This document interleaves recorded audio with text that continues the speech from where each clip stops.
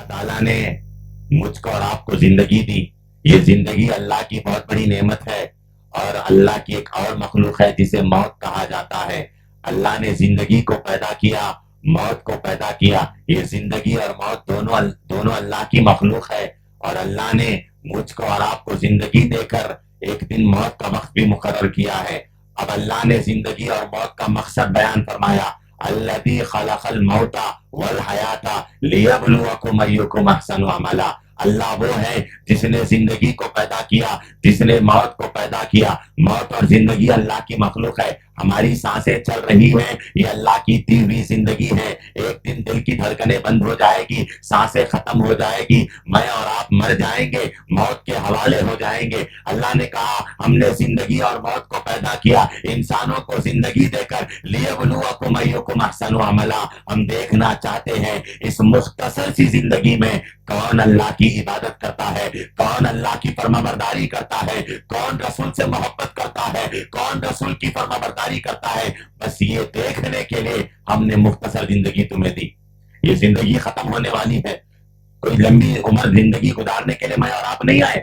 زندگی مختصر ہے. اس مختصر زندگی میں اللہ دیکھنا چاہتا ہے کون اچھا عمل کرتا ہے. اچھے عمل کے لیے مجھ کو اور آپ کو دنیا میں بھیجا گیا ہے. ہم دنیا میں آئے, مختصر وقت کے لیے آئے. اس دنیا میں رہ کر اس جہاں کی تیاری کے لیے بھیجا گیا ہے. آخرت جو ہمیشہ رہنے والی ہے, دنیا ختم ہونے والی ہے.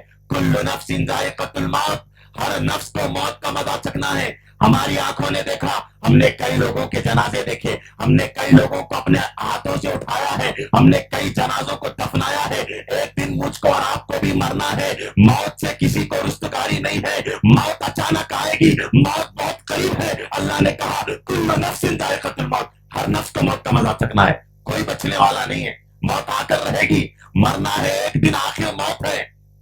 زندگی اللہ نے دی ہے. موت کے آنے سے پہلے اپنی زندگی کو سنوار لو, آخرت کی فکر کر لو, اپنے قبر کی فکر کر لو. اللہ اگر قیامت کے دن حساب کرے گا اس کی فکر کر لو. مجھ کو اور آپ کو دنیا میں آخرت کی تیاری کے لیے بھیجا گیا ہے. دنیا میں آئے صرف آخرت کی تیاری کے لیے آئے. اچھا عمل کریں گے, رسول اللہ کی فرمانبرداری کریں گے, اللہ اور اس کے رسول کی اطاعت کریں گے, عبادت کریں گے اور دنیا چھوڑ کر ایک دن چلے جائیں گے. لیکن دنیا سے جانے سے پہلے, موت آنے سے پہلے اللہ کو راضی کر لو, آخرت کی فکر کر لو. یہ بہت بڑی کامیابی ہے. اللہ نے کہا جو جہنم سے بچا لیا گیا, ادخل الجنہ, جنت میں داخل کر دیا گیا, فقد فاز, وہ کامیاب ہو گیا. جو جہنم سے بچا لیا جائے, جنت میں داخل کر دیا جائے, وہ کامیاب ہے. اور اللہ کی قسم کھا کر کہہ رہا ہوں, آخرت میں اللہ کے حساب اور کتاب کا معاملہ بڑا خطرناک ہے.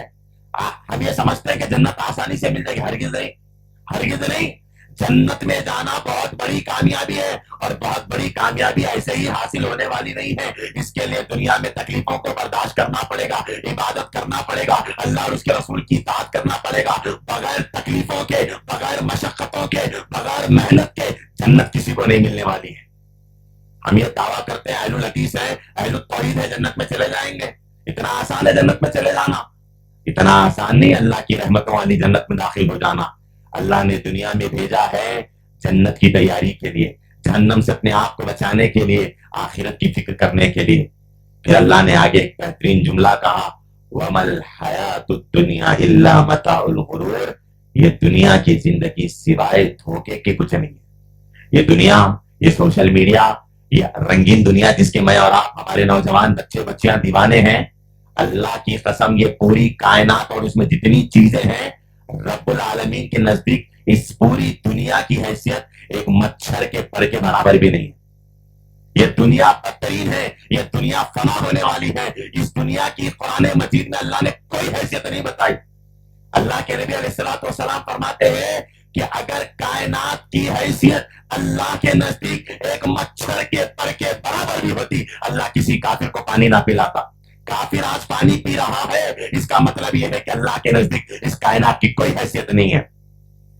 اے ایمان والو, تمہیں اللہ ڈرا رہا ہے کہ تم آخرت کی تیاری کرو. یا ایھا الذین آمنوا اتقوا اللہ ولتنظر نفس ما قدمت لغد, اے وہ لوگوں جو اللہ اور اس کے رسول پر ایمان لائے ہو, اللہ سے ڈرتے رہو اور دیکھو کہ تم نے آخرت کے لیے کیا تیار کر رکھا ہے, آخرت کے لیے تمہیں کیا توشہ تیار کر رکھا ہے. آخرت کی فکر کرنا یہ ہر مومن کا شیوا ہونا چاہیے. میرے دل میں میں آخرت کی فکر پیدا کروں, آپ اپنے دلوں میں آخرت کی فکر پیدا کریں. ہماری موت کیسی آئے گی, قبر میں ہمارا کیا حال ہوگا, آخرت کے دن ہمارا کیا بنے گا, اس کے بارے میں سوچنا چاہیے, غور و فکر کرنا چاہیے, محاسبہ کرنا چاہیے. یہ بہت بڑی چیز ہے, اپنا محاسبہ کرو. عمر رضی اللہ تعالیٰ عنہ کہتے ہیں حاسبوا قبل ان تحاسبوا, تم اپنے نفسوں کا, اپنی زندگی کا محاسبہ کرو اس سے پہلے کہ تمہارا حساب کیا جائے.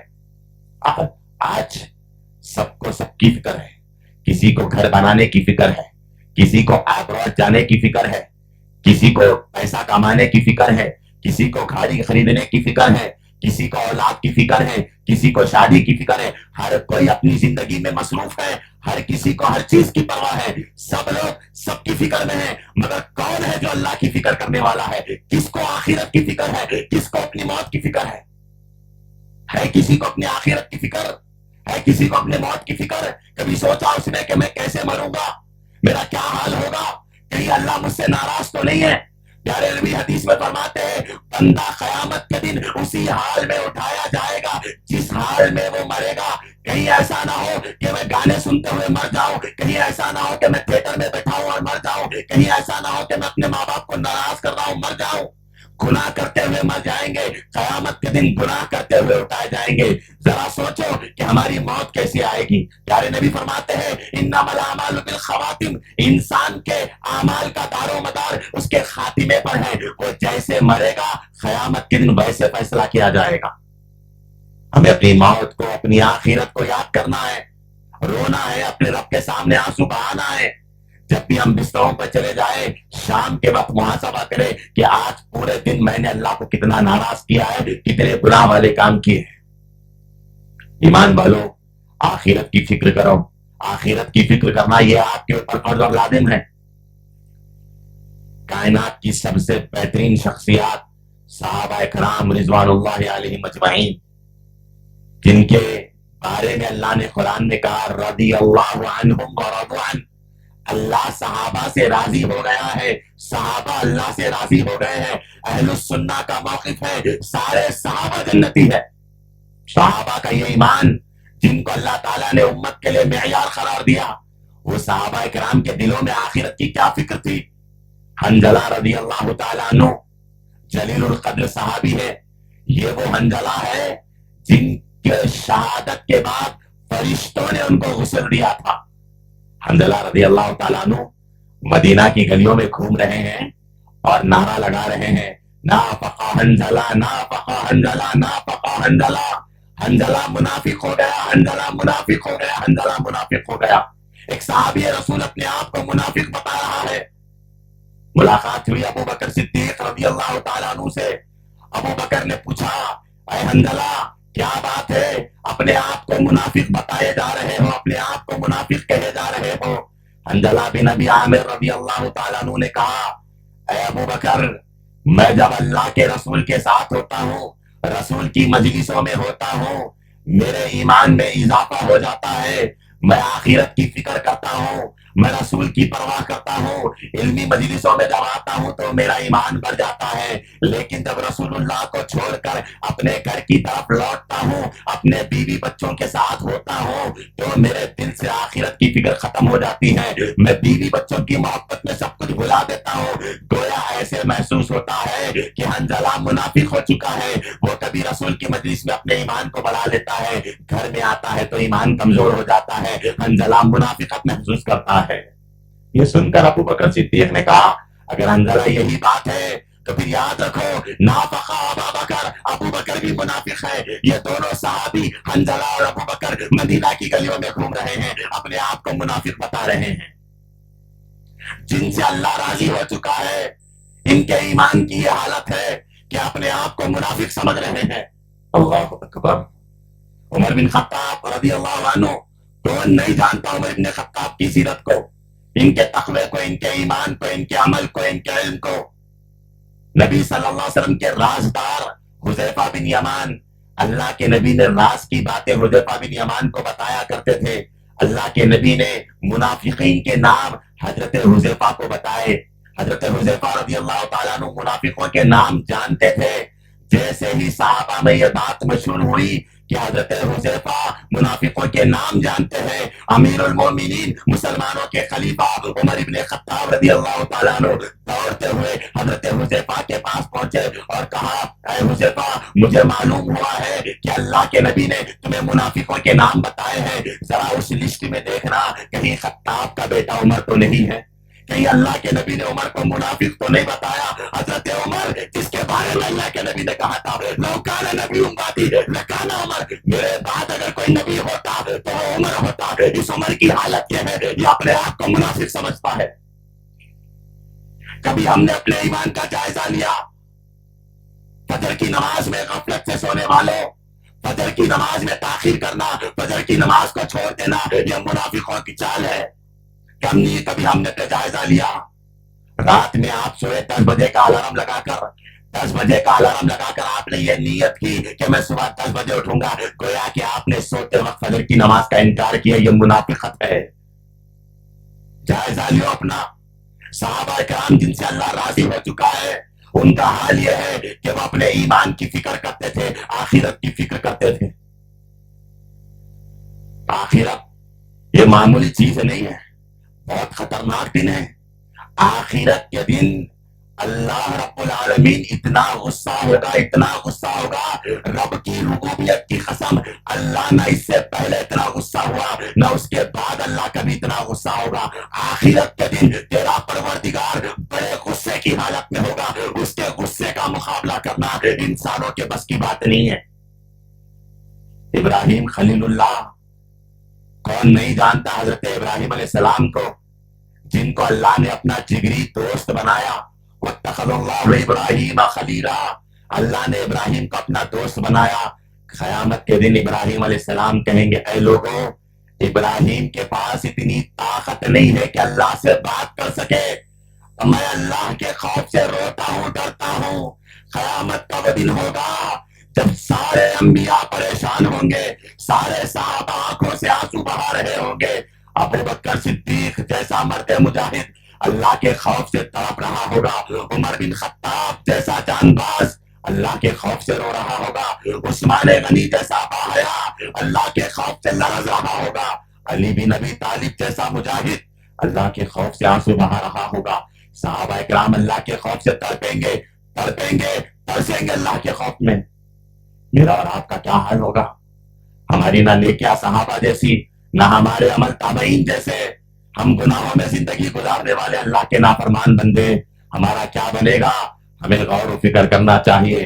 कयामत का वो दिन होगा, आज अपने बेटों की मोहब्बत में हम नमाजों को छोड़ देते हैं, बीवी की मोहब्बत में फजर को आना मुश्किल है। आज ये बीवी बच्चे जिनकी मोहब्बत की खातिर तुमने नमाजों को जाये कर दिया, इस बीवी बच्चों की खातिर तुमने अपने दीन को छोड़ दिया, याद रखो अल्लाह क़यामत के दिन इतना गुस्सा होगा। यौमा यफ़िर्रुल मर्अु मिन अख़ीही व उम्मिही व अबीही व साहिबतिही व बनीही।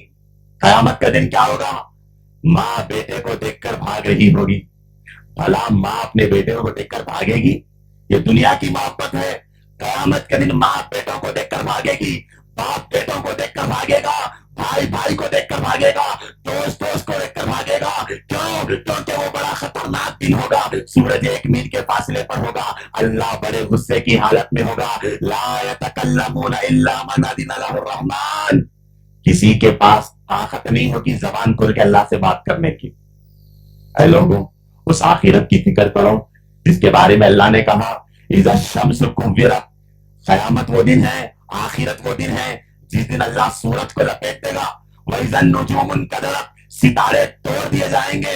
इज़ा समाउ इंफतरत, आसमान फट जाएगा। व इज़ल कवाकिबु इंतसरत, अल्लाह चांद से चांद की रोशनी को खत्म कर देगा। बड़ा खतरनाक दिन है, बड़ा खौफनाक दिन है। अल्लाह उस दिन हिसाब करेगा। अल्लाह ताला कुरान मजीद में फरमाता है, तुमने राई के दाने के बराबर भी अच्छाई की होगी, अल्लाह उसका भी बदला देगा। तुमने राई के दाने के बराबर भी गुनाह किया होगा, अल्लाह उसका भी मुआखजा करेगा। ऐ लोगों, फवरब्बिका लनसअलन्नहुम अजमईन, तुम्हें अपने रब की रुबूबियत की कसम खाकर ये बात बता रहा हूं, अल्लाह क़यामत के दिन हर चीज के बारे में हर बंदे से सवाल करेगा। हर एक से हिसाब होगा, अंबिया से हिसाब होगा, सहाबा से हिसाब होगा, ساری امت سے حساب ہوگا، کائنات کے ہر بندے سے حساب ہوگا۔ ہے کسی کے پاس اتنی طاقت اللہ کو حساب دے سکے؟ ہے کسی کے پاس اتنی مجال؟ پیارے نبی صلی اللہ علیہ وسلم کائنات کے وہ نبی جس کے اگلے پچھلے سارے گناہوں کو معاف کر دیا گیا ہے۔ کائنات میں مخلوق میں آپ سے پیارا نہ کوئی ہے نہ ہو سکتا ہے۔ اما عائشہ صدیقہ رضی اللہ تعالیٰ عنہ بیان کرتی ہے، رات کا وقت ہے، پیارے مصطفیٰ اپنے بستر سے اٹھ کے آسمان کی طرف اپنے ہاتھوں کو اٹھاتے ہیں اور اللہ کے نبی جس کے اگلے پچھلے گناہ معاف کر دیے گئے اللہ سے دعا مانگ رہے ہیں، اللہم حاسبنی حسابا یسیرا، اے اللہ محمد کے حساب کو آسان کر دینا، اے اللہ محمد کے پاس اتنی طاقت نہیں ہے تیرے سوالوں کا جواب دے سکے، اے اللہ محمد کا حساب آسان کر دینا۔ انا للہ و انا الیہ راجعون۔ ہمارا کیا بنے گا؟ حضرت عائشہ نے پوچھا، اللہ کے رسول آپ کے اگلے پچھلے سارے گناہ معاف کر دیے گئے، اللہ آپ سے کیسا حساب لے گا؟ اللہ کے نبی کہتے ہیں، اے اللہ میں تیرے حساب سے کیسے نہ ڈروں؟ اے عائشہ سن لے، کل قیامت کے دن اللہ مجھ سے حساب نہیں کرے گا، لیکن اگر اللہ نے کوئی سوال کر لیا محمد رسول اللہ جواب دینے کی طاقت نہیں رکھے گا۔ اللہ کے نبی دعا کر رہے ہیں، اے اللہ میرے حساب کو آسان کر دینا۔ سورہ غاشیہ میں اللہ نے ارشاد فرمایا، ان بطش ربک لشدید، یقیناً تیرے رب کی پکڑ بڑی سخت ہے، بڑی سخت ہے۔ اللہ جب کسی کو پکڑتا ہے نا بڑی سخت پکڑتا ہے، اس کے سامنے اس کے سوالوں کا جواب دینا، اپنے اعمال کا حساب دینا آسان بات نہیں۔ معمولی پولیس اسٹیشن میں آپ چلے جائیں، پولیس والا سختی سے آپ سے پوچھ لے، آپ کے پسینے چھوٹ جائیں گے۔ اور بادشاہوں کا بادشاہ اگر حساب لے لے، لا یتکلمون، بات کرنے کی بھی طاقت نہیں ہوگی، گونگے ہو جاؤ گے۔ مجھ کو اور آپ کو آخرت کی فکر کرنا ہے، مجھ کو اور آپ کو اپنے تمام نیکیوں کا، تمام گناہوں کا اللہ کے سامنے حساب دینا ہے۔ ذرا ایک لمحے کے لیے سوچ کر دیکھو کہ اگر ہم مر گئے، ہمارے پاس کیا اتنی نیکیاں ہیں کہ ہم اللہ کو جواب دے سکیں؟ تھوڑی دیر کے لیے ہر کوئی سوچے، ایک لمحے کے لیے سوچے، ہم مر گئے، موت کبھی بھی آئے گی، ایک لمحے کے لیے سوچے اگر ہمارے پاس اچانک موت آ گئی، ہم مر گئے، کیا ہمارے پاس اتنی نیکیاں ہے کہ ہم اللہ کو جواب دے سکیں، اللہ سے سوال کا جواب دے سکیں؟ ہے اتنی مجال؟ تھوڑی دیر کے لیے سوچو، ہم مر گئے تو اللہ کو کیا جواب دیں گے؟ کیا چہرہ لے کر اللہ کے پاس جائیں گے؟ یہ غور و فکر کرنے کا مقام ہے، یہ آخرت کو یاد کرنے کا مقام ہے۔ موت اچانک آئے گی، اور جب موت آئے گی اللہ تعالیٰ پہلا مرحلہ قبر کا دیکھے گا۔ جیش العسرا میں جنگ تبوک کے موقع پر اپنی جانی مالی قربانیوں کو پیش کرنے والے مسلمانوں کے تیسرے خلیفہ نبی صلی اللہ علیہ وسلم کے داماد حضرت عثمان ابن عفان رضی اللہ تعالیٰ عنہ قبر کے پاس بیٹھ کر رونے لگے۔ اتنا رویا کہ آپ کے آنکھ سے آنسو نکل گئے، داڑھی تر ہو گئی۔ ام ہانی نے پوچھا، اے عثمان ابن عفان رضی اللہ عنہ، آپ کے بارے میں اللہ کے نبی نے کہا تھا کہ عثمان آج کے بعد کوئی گناہ بھی کرے گا اللہ مؤاخذہ نہیں کرے گا، عثمان کا ہر عمل اللہ معاف کرے گا، عثمان کو اللہ کے نبی نے جنت کی بشارت دی ہے۔ ام ہانی نے پوچھا، اے عثمان کیوں روتے ہو؟ تمہارے سامنے جنت کا تذکرہ کیا گیا، تمہارے سامنے جہنم کا تذکرہ کیا گیا، تم نے اتنے آنسو نہیں بہائے، کیا بات ہے؟ قبرستان پہنچ کر قبر کے سامنے اتنا رو رہے ہو؟ عثمان ابن عفان رضی اللہ تعالیٰ عنہ نے کہا، جب انسان مر جاتا ہے قبر کے گلے میں اتار دیا جاتا ہے، یاد رکھو قبر آخرت کی منزلوں میں سب سے پہلی منزل ہے۔ جو قبر کے مرحلے میں کامیاب ہو گیا وہ سارے مرحلوں میں کامیاب ہو جائے گا، جو یہاں ناکام ہو گیا وہ سارے مرحلوں میں ناکام ہو جائے گا۔ قبر میں سوال کریں گے فرشتے، ہے طاقت جواب دینے کی؟ بڑے آسان سوال ہے نا، کون نہیں جانتا؟ ہر کوئی جانتا ہے قبر میں 3 سوال ہوں گے۔ پہلا سوال من رب کا، تمہارا رب کون ہے؟ جواب کیا ہے؟ اللہ۔ اتنا آسان ہے اللہ بولنا؟ فرشتہ پوچھے گا ما دینوں کا، تمہارا دین کیا ہے؟ ہمیں ہمارے دین کا نام معلوم ہے، اسلام ہے، لیکن کیا قبر میں اسلام بولنا آسان ہو جائے گا؟ فرشتہ پوچھے گا من نبیوں کا، تمہارا نبی کون ہے؟ جواب معلوم ہے، پیارے نبی کا نام مصطفیٰ صلی اللہ علیہ وسلم ہے۔ کیا جواب دینا آسان ہے؟ ہمیں جوابات معلوم ہے، سوالات معلوم ہے، ہم سمجھتے ہیں کہ ہمیں جوابات معلوم ہے تو ہم خبر میں جواب دیں گے، شیخ ابن عثیمین رحمہ اللہ نے فرمایا جو زندگی میں اللہ کو نہیں پہچانتا تھا، اللہ کی عظمت کو نہیں جانتا تھا، دنیا میں اللہ کے بارے میں نہیں سوچتا تھا، اللہ کی عبادت نہیں کرتا تھا، ایک اللہ کا تعارف نہیں پیش کرتا تھا، اللہ کی قسم وہ جواب جاننے کے باوجود بھی جواب دینے کی طاقت نہیں رکھتا۔ معلوم ہے دین کا نام اسلام ہے، لیکن جو اسلام پر نہیں چلے گا، اسلامی قوانین کے مطابق زندگی نہیں گزارے گا، حلال اور حرام کی تمیز میں فرق نہیں کرے گا، جاننے کے باوجود بھی قبر میں جواب نہیں دے پائے گا۔ قبر آخرت کی منزلوں میں پہلی منزل ہے، جو یہاں کامیاب ہو گیا وہ آگے کے سارے مرحلوں میں کامیاب ہو گیا، جو یہاں ناکام ہو جائے وہ سارے مرحلوں میں ناکام ہو جائے گا۔ عزیز نوجوان دوستو، اے ایمان والو، اے نوجوانوں، آخرت کی فکر کرو، آخرت کی تیاری کرو، یہ زندگی ختم ہونے والی ہے۔ ایک صحابی رسول صلی اللہ علیہ وسلم اللہ کے رسول کے پاس آئے، سوال کیا، اے اللہ کے رسول قیامت کب آئے گی؟ اے اللہ کے رسول قیامت کب آئے گی؟ اللہ کے نبی نے جواب دیتے ہوئے کہا قیامت کب آئے گی اس کا علم تو اللہ کے رسول کے پاس نہیں ہے، لیکن اللہ کے نبی نے کہا بتا تو نے قیامت کے لیے کیا تیاری کی ہے؟ تو قیامت کے بارے میں سوال کر رہا ہے کہ قیامت کب آئے گی، پہلے یہ تو بتا دے کہ تو نے قیامت کے لیے کیا تیاری کر رکھی ہے۔ جب بھی قرآن مجید حدیث مبارکہ پڑھی جاتی ہے، آخرت کو یاد دلانے والی آیتیں آتی ہیں، ایمان والوں کے دل اللہ کے خوف سے ڈر پڑتے ہیں۔ امام صاحب جب نماز پڑھاتے ہیں ایسی آیتیں کہ جسم کے رونگٹے کھڑے ہو جائے۔ امیر المومنین عمر بن خطاب رضی اللہ تعالیٰ عنہ قرآن مجید کی تلاوت کر رہے تھے، قرآن مجید میں سورۃ الطور کی تلاوت کرتے ہیں، والطور، قرآن مجید سورۃ طور پڑھیے، حضرت عمر بن خطاب سورۃ طور کی تلاوت کر رہے ہیں، جب آیت نمبر 7 پر پہنچے ان عذاب ربک لواقع، یقیناً تیرے رب کا عذاب آ کر رہے گا، حضرت عمر بن خطاب رضی اللہ تعالیٰ عنہ جب یہ آیت پڑھے اتنا رونے لگے، اتنا رونے لگے، آخرت میں اللہ کے عذاب کو یاد کر کے یہ آیت ان عذاب ربک لواقع، یقیناً تیرے رب کا عذاب آ کر رہے گا، صحابہ کرام بیان کرتے ہیں حضرت عمر اس آیت کو پڑھ کر اتنا روئے کہ بے ہوش ہو کے گر گئے، سارا مدینہ آپ کی زیارت کرنے آنے لگا۔ بعض حدیثوں میں کہا گیا کہ حضرت عمر اتنا روئے کہ آپ کے گالوں پر رونے کی وجہ سے نشان پڑ گئے، اتنا رویا۔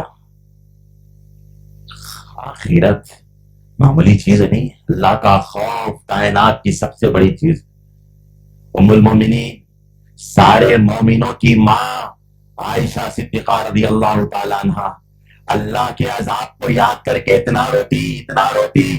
قاسم بن محمد رحمہ اللہ کہتے ہیں، یہ بہت بڑے تابعین میں سے ہیں، قاسم بن محمد رحمہ اللہ کہتے ہیں میں ہر دن فجر کی نماز کے بعد لوگوں کو سلام کرتا، سلام کی ابتدا، سلام کی شروعات میں امی عائشہ سے کرتا۔ کہتے ہیں قاسم بن محمد میں ایک مرتبہ فجر کی نماز کے بعد سلام کرنے کے لیے امی عائشہ کے حجرے کے پاس آیا تو میں نے دیکھا کہ مومنوں کی ماں حضرت عائشہ کھڑی ہے، نماز پڑھ رہی ہے۔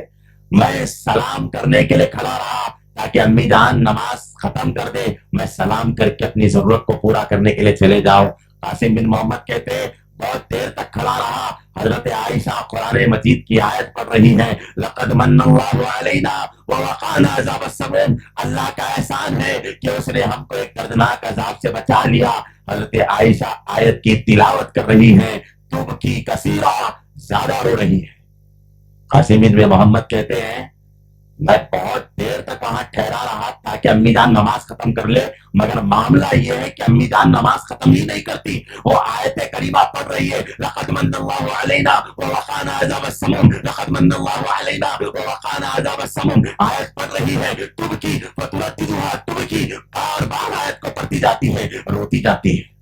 قاسم بن محمد کہتے ہیں بہت دیر ہونے کے بعد جب امی جان نے نماز ختم نہیں کی، میں وہاں سے اٹھا، بازار کی طرف گیا، اپنی ضروریات کو پورا کر کے بہت دیر کے بعد جب لوٹ کر واپس میں امی عائشہ کے حجرے کے پاس آیا، میں دیکھتا ہوں کہ امی عائشہ اس وقت بھی وہی آیت پڑھ رہی ہے، رو رہی ہے۔ سارے مومنوں کی ماں رو رہی ہے، عائشہ صدیقہ رو رہی ہے۔ جب ہماری ماں کا یہ حال ہے، ہم بیٹوں کا کیا حال ہونا چاہیے، ہم گنہگاروں کا کیا حال ہونا چاہیے۔ قرآن مجید آج ہم پڑھتے ہیں مگر افسوس دلوں پر اثر نہیں کرتا. آخرت کو یاد دلانے والی اللہ تعالیٰ کی عذاب کردہ آیتیں ہمارے سامنے پڑھی جاتی ہیں، ہمارے دلوں پر اثر نہیں کرتا. آج ہمارا نوجوان بڑے بڑے یونیورسٹیوں میں پڑھ رہا ہے، ڈاکٹر ہے، انجینئر ہے، اسکالر ہے، بہت کچھ ہے، مگر افسوس دے کر اللہ کے کلام کا ایک صفحہ نہیں پڑھ سکتا. اس کو حدیث پڑھنا نہیں آتا، اس کو صحابہ کی سیرت نہیں معلوم، وہ آخرت کو کہاں سے یاد کرے گا؟ عزیز نوجوان دوستو، زندگی بہت مختصر ہے، ہمیں آخرت کی فکر کرنی چاہیے. صحابہ کرام آخرت کی فکر کرتے تھے، میں اور آپ بھی آخرت کی فکر کریں. ابو بکر صدیق رضی اللہ تعالیٰ عنہ، جانتے ہیں کون ہے ابو بکر؟ کوئی ہے جو ابو بکر کی نیکیوں کے بارے میں بتائے؟ عائشہ رضی اللہ تعالیٰ عنہ ہماری ماں گواہی دیتی ہے، میں اپنے حجرے میں بیٹھی، پیارے نبی صلی اللہ علیہ وسلم حجرے میں تشریف لائے. حضرت عائشہ کہتی ہے میں آسمان کی طرف دیکھ رہی تھی، میں نے آسمان کی طرف دیکھتے ہوئے پیارے نبی سے سوال کیا، اے اللہ کے نبی صلی اللہ علیہ وسلم بتائیے کیا آپ کی امت میں کوئی ایسا بندہ یا آپ کی امت میں کوئی ایسا آدمی ہے جس کی نیکیاں آسمان کے ستاروں کی طرح ہے؟ جس طرح آسمان کے ستاروں کو گننا ممکن نہیں ہے، کیا کوئی ایسا امت کا فرد ہے جس کی نیکیاں آسمان کے ستاروں کی طرح ہے؟ اللہ کے رسول صلی اللہ علیہ وسلم نے کہا، عائشہ میری امت میں ایک آدمی ہے جس کی نیکیاں آسمان کے ستاروں کی طرح ہے، وہ حفصہ کے بابا عمر بن خطاب کی نیکیاں ہیں. عمر بن خطاب وہ جس کی نیکیاں آسمان کے ستاروں کے مانند ہیں. حضرت عائشہ نے بے ساختہ ہو کر پکار کر کہا، اے اللہ کے رسول فَأَيْنَ أَبِي أَبَا بَكْرَ، اے اللہ کے رسول آپ کو عمر کی نیکیاں نظر آتی ہے، میرے باپ ابو بکر کی نیکیوں کا کیا؟ اللہ کے رسول صلی اللہ علیہ وسلم نے کہا، اے وہ لوگوں جو نہیں جانتے ابو بکر کے مقام کو، جو نہیں جانتے ابو بکر کی نیکیوں کو، ذرا کان کھول کر سنو. پیارے مصطفیٰ نے فرمایا، اے عائشہ تیرا باپ ابو بکر جب میں ہجرت میں نکلا، ہجرت کے سفر میں غار ثور میں ایک رات میں ابو بکر نے میری خاطر جو شام کا ڈسنا برداشت کیا، وہ رات جس رات میں ابو بکر کے گود میں سر رکھ کر سو رہا تھا، اس ایک رات کی نیکیاں ابو بکر کی اتنی بڑی ہے کہ قیامت تک آنے والی ساری امت ابو بکر کی اس ایک رات کی نیکی کا مقابلہ نہیں کر سکتی، حتیٰ کہ عمر بن خطاب کی نیکیاں بھی نہیں کر سکتی. عبداللہ ابن عمر کہتے ہیں اگر ابو بکر کی نیکیوں کو ایک پلڑے میں اور ساری امت کی نیکیوں کو ایک پلڑے میں رکھ دیا جائے، ابو بکر کی نیکی کا پلڑا بھاری ہو جائے گا. عمر بن خطاب رضی اللہ تعالیٰ عنہ کہتے ہیں، یہ بالکل صحیح روایت ہے، حضرت عمر بن خطاب کہتے ہیں مجھے ایسا لگتا ہے، مجھے ایسا محسوس ہوتا ہے کہ کل قیامت کے دن اللہ ابو بکر کی نیکیوں کو دیکھ کر اپنا غصہ ٹھنڈا کر لے گا. اللہ اکبر. اب یہ ابو بکر کی نیکیوں کا معاملہ ہے، اور یہی ابو بکر جب راستے میں چلتے کسی پرندے کو دیکھتے تو پرندے کو بولتے، اے پرندے کاش میں تیری جگہ ہوتا، اللہ کاش مجھے پرندہ بنا دیتا، میں مر جاتا، قیامت کے دن اللہ مجھ سے حساب نہ کرتا. جس کی نیکیوں کا یہ عالم ہے وہ اللہ کے خوف سے اتنا ڈرتا ہے، وہ پرندے کو دیکھ کر کہتا ہے کاش میں پرندہ ہوتا، مجھ سے حساب نہ لیا جاتا. یہی ابو بکر جب خلیفہ بنے، مسلمانوں کی خلافت جب ان کے ہاتھ میں آئی، شام کا وقت ابو بکر بیت المال کا حساب کر رہے ہیں، چراغ جلایا، چراغ کی روشنی ہوئی، روشنی میں بیٹھ کر ابو بکر بیت المال کا حساب کر رہے ہیں. آپ کی بیٹی عائشہ صدیقہ رضی اللہ تعالیٰ عنہ ملاقات کرنے کے لیے اپنے باپ ابو بکر کے پاس آئی. جب حضرت عائشہ کو آتے ہوئے دیکھا، ابو بکر نے دفتروں کو بند کر دیا، چراغ کو بجھا دیا. بیٹی نے پوچھا، ابا جان کیا بات ہے کہ آپ بیت المال کا حساب کر رہے تھے، میرے آتے ہی آپ نے کتابوں کو بند کر دیا، چراغ کو بجھا دیا. یہ تقوی، یہ آخرت کی فکر ابو بکر صدیق کے دل میں تھی. کہا، اے میری بیٹی، اے میری لفتہ جگر، میں بیت المال کا حساب کر رہا ہوں. یہ جو روشنی ہے، جس تیل کی وجہ سے یہ روشنی آ رہی ہے، یہ تیل امت کے پیسوں کا ہے. میں نہیں چاہتا کہ اپنی بیٹی سے بات کرنے کے لیے میں امت کے پیسوں کو برباد کرتا رہوں. کل قیامت کے دن میں ڈرتا ہوں کہ اللہ مجھ سے یہ نہ پوچھے کہ ابو بکر اپنی بیٹی سے بات کرنے کے لیے امت کے پیسوں کا استعمال کر رہا تھا. یہ خوف، یہ تقوی، یہ آخرت کی فکر سینکڑوں مثالیں صحابہ کی زندگی سے، وہ جن سے اللہ راضی ہو چکا ہے. اللہ نے رضامندی کی گارنٹی دے دی. اللہ مجھ سے آپ سے راضی ہے اس کی گارنٹی نہیں ہے. میں نے اللہ کو کتنا ناراض کیا دن کے اجالے میں، رات کے اندھیروں میں ہم نے اللہ کی کتنی نافرمانی کی، یہ ہمارا نفس جانتا ہے. توبہ کرو، توبہ کرو، زندگی بہت مختصر ہے. لوٹ کر اللہ کے دین کی طرف آؤ. آخرت کی فکر کرو، حشر کی فکر کرو، قبر کی فکر کرو. قبر اور حشر کی فکر کرنا یہ صحابہ کا ترہ امتیاز تھا. اے لوگوں، تم بھی آخرت کی فکر کرو. اللہ تعالیٰ قرآن مجید میں فرماتا ہے وَلَا تَكُونُوا كَالَّذِينَ، اے وہ لوگوں تم ان لوگوں کی طرح نہ ہو جانا وَلَا تَكُونُوا كَالَّذِينَ نَسُوا اللَّهَ، جنہوں نے دنیا میں اللہ کو بھلا دیا. جو دنیا میں اللہ کو بھول گئے ان لوگوں کی طرح نہ ہو جانا. جو دنیا میں اللہ کو بھلا دیتا ہے قیامت کے دن اللہ اس کو بھلا دیتا ہے. اور اللہ بھول جائے، اللہ رحمت کی نگاہوں سے نہ دیکھے، پھر تمہارا بچنا ناممکن ہے. کائنات کی کوئی ہستی تم کو اللہ کے عذاب سے بچا نہیں سکتی. الہاکم التکاثر، دنیا کی چاہت نے تمہیں اتنا غافل کر دیا حتی زرتم المقابر، تم قبر میں چلے گئے مگر تمہیں ہوش نہیں آیا. سوشل میڈیا کی محبت، دنیا کی محبت، دنیا والوں کی محبت نے تمہیں اتنا اندھا کر دیا کہ تمہیں آخرت کی یاد ہی نہیں آئی. تم نے کبھی توبہ ہی نہیں کی، کبھی اللہ کی طرف لوٹ کر تم آئے نہیں. اللہ تعالیٰ سے دعا کرو کہ اللہ تمہارے دلوں میں آخرت کی فکر کو پیدا کرے. اللہ سے دعا کرو کہ اللہ تعالیٰ تمہیں ہر دن اپنی موت کو یاد کرنے کی توفیق دے. جب تک اللہ سے نہیں مانگیں گے اللہ توفیق نہیں دے گا. اللہ توفیق نہیں دے گا تو زندگی غفلت میں گزر جائے گی. ایک آخری بات، عبد الرحمن ابن عوف رضی اللہ تعالیٰ کون ہیں؟ جنہوں نے اسلام کی خاطر اپنا مال اللہ کی راہ میں لٹایا ہے. عبد الرحمن ابن عوف جن کو دنیا میں جنت کی خوشخبری دی گئی. عبد الرحمن ابن عوف جنہوں نے زندگی میں نبی کا ساتھ دیا، غزوات میں نبی کے ساتھ شریک رہے، بہت بڑے صحابی ہیں. ان کے بیٹے ہیں عبد الرحمن ابن عوف کے بیٹے کہتے ہیں کہ ایک مرتبہ میرے والد کے سامنے بھنا ہوا گوشت لایا گیا. بھنا ہوا گوشت میرے والد کی خدمت میں پیش کیا گیا. گوشت کو دیکھ کر میرے والد رونے لگے. میرے والد اس گوشت کو دیکھ کر رونے لگے. میں نے پوچھا کہ ابا جان، آپ کے سامنے آپ کی خدمت میں صحابہ کرام نے گوشت پیش کیا ہے، آپ گوشت کو دیکھ کر روتے ہو، کھانا نہیں چاہتے؟ عبد الرحمن ابن عوف نے کہا تم نہیں جانتے بیٹا کہ ایک صحابی مصعب بن عمیر تھے جن کی زندگی عائش و مسرت میں گزرتی تھی. جب وہ مصعب بن عمیر اسلام میں داخل ہوئے، جب موت آئی، شہادت ہوئی، کفن تک میسر نہ ہوا. پیر ڈھانکتے تو سر کھل جاتا، سر ڈھانکتے تو پیر کھل جاتا.